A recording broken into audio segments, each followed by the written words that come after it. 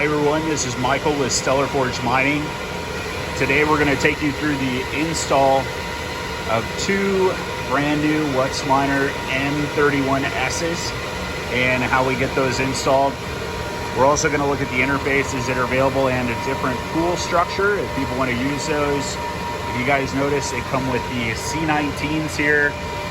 You actually need to use a 220 to 240 volts, right, as well. When you get them, they're going to come out of the box looking like, let me see if I can take you there. We have got the actual C19 cable right here that we're going to be using, but don't be fooled. Even though it's got a standard outlet on it, that's actually not what it takes. So you can either chop off the end of the standard outlet, let me show you what you could do, or the most ideal would be to actually purchase a C19 to an L6. You get those on asicminerpanels.com. Great place to source your cords. So let me go ahead and show you the L6 if you're going to do it yourself, which means you got to have some electrical experience on how you're actually going to do the electric.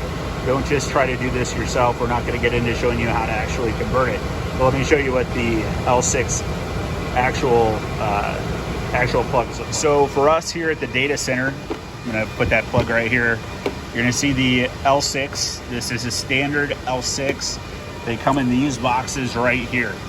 Make sure you get the NEMA L6 30P if you're going to do it yourself.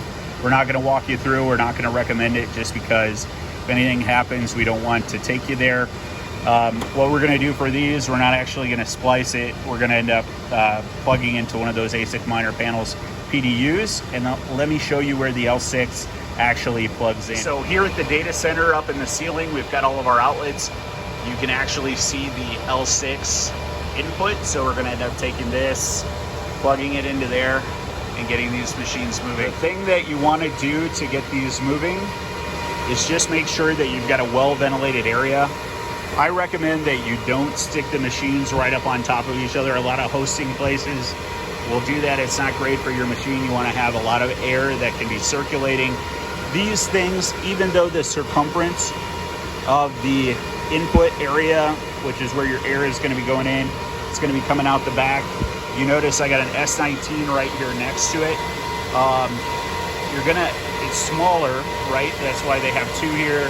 And the boards are a little bit shorter. If you notice on these M31Ss, the boards are longer and bigger.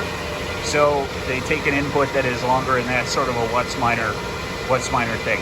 So we're going to talk through how we get these set up next through the actual pools. You can use whatever pools you want to. And these are just standard Ethernet cables that you can plug into your router. Or if you send them here, we take care of them. They go in here in the air-conditioned place. We've got all the air conditioning. We've got multiple tonnage of AC running here, so they're not outdoors. And if you notice, we have all the fire stuff, all the actual additional buttons on the walls that take care of any, in case there's any fire. So let me go ahead and we're gonna walk through setting up the pools after this.